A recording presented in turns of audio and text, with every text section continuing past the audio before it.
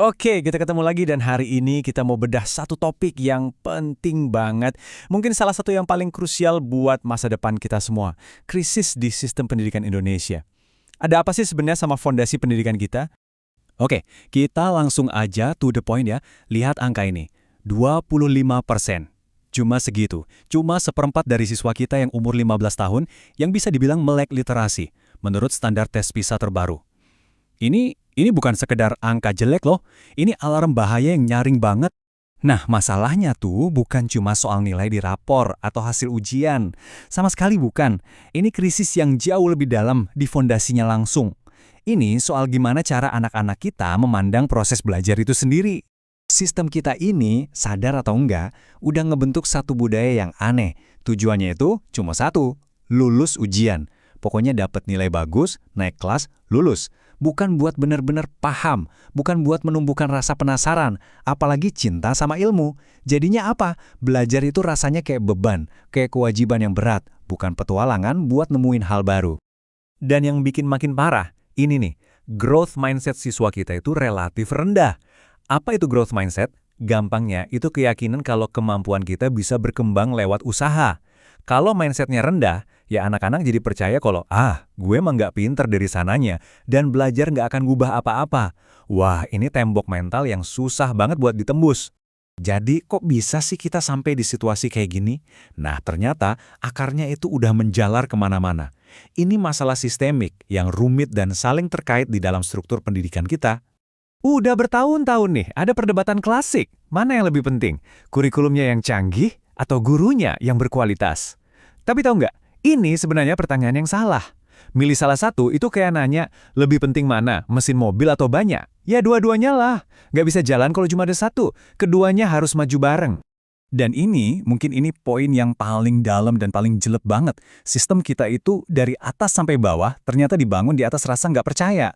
Bukan kepercayaan. Semuanya diatur dari pusat, serba top down. Guru itu nggak diberdayain sebagai pemimpin di kelasnya sendiri. Mereka cuma dianggap sebagai pelaksana, robot yang jalanin kurikulum, bukan inovator pendidikan. Kurangnya rasa penasaran ini kelihatan banget dari apa yang anak-anak kita baca. Coba lihat data ini. Ini kan gila ya. Porsi buku sains dan teknologi terapan yang dibaca itu kecil banget, nyaris nol. Padahal kita tahu kan, bidang-bidang STEM ini krusial banget buat masa depan. Ini tuh gejala loh, gejala dari penyakit yang lebih besar. Krisis ini mau nggak mau maksa kita buat berhenti sejenak, mundur sedikit, dan nanyain pertanyaan yang paling mendasar. Sebenarnya pendidikan di Indonesia itu tujuannya buat apa sih? Tujuan kita itu apa?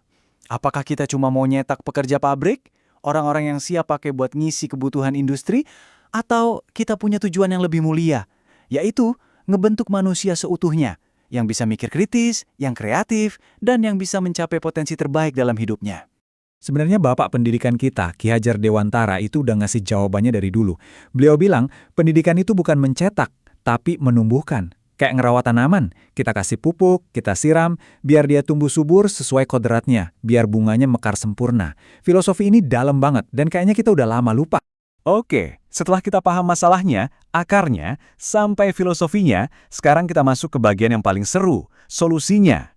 Ada beberapa ide yang diusulkan, dan beberapa di antaranya cukup berani, bahkan bisa dibilang radikal. Coba bayangin ini, gimana kalau profesi guru itu kita bikin jadi profesi paling bergengsi di Indonesia? Gajinya 1 miliar rupiah per tahun. Gila kan? Tapi tujuannya jelas, biar orang-orang paling pinter, talenta-talenta terbaik di negeri ini, berlomba-lomba pengen jadi guru. Ini semacam game changer.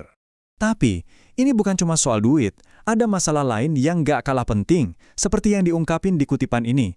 Orang-orang kita ini pinter, tapi mainnya kurang jauh. Artinya, wawasan kita, cakrawala kita, itu masih terlalu sempit. Solusinya, ya kita harus dorong siswa, mahasiswa, dan para akademisi kita buat main lebih jauh. Ikut kompetisi global, kolaborasi internasional, buka mata, lihat dunia. Jadi, dari diskusi itu, mengerucut jadi 3 gagasan besar. Pertama, proyek ambisius buat nyetak 5 juta guru elit, bukan guru biasa, tapi guru top. Kedua, dorong besar-besaran biar kita lebih terekspos sama dunia internasional. Dan ketiga, yang ini menarik banget, wajibkan debat dan filsafat di sekolah. Kenapa? Biar anak-anak kita terlatih berpikir kritis, logis, dan terstruktur sejak dini. Tapi, semua rencana hebat tadi, semua ide brilian itu, semua reformasi sistemik itu, semuanya bakal mentok kalau nggak ada satu hal. Ada satu kunci pamungkas yang nentuin semuanya. Dan kuncinya adalah kepemimpinan. Tapi bukan sebarang pemimpin, kita butuh pemimpin visioner. Pemimpin yang punya 3 hal. Pertama, neuron atau intelek.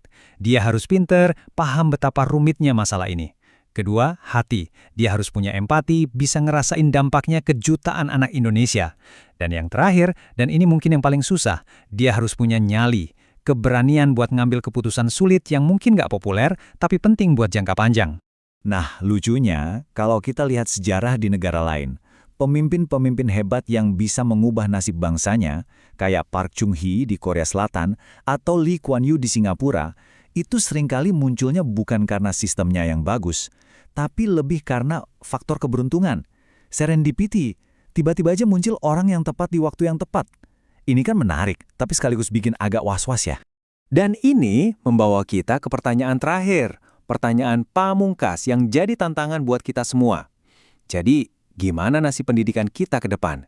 Apakah kita bisa secara sadar merancang sistem untuk melahirkan pemimpin visioner yang kita butuhkan? Atau kita cuma bisa pasrah dan berharap pada keberuntungan? Ini bukan lagi pertanyaan buat para pembuat kebijakan aja. Ini pertanyaan buat kita semua.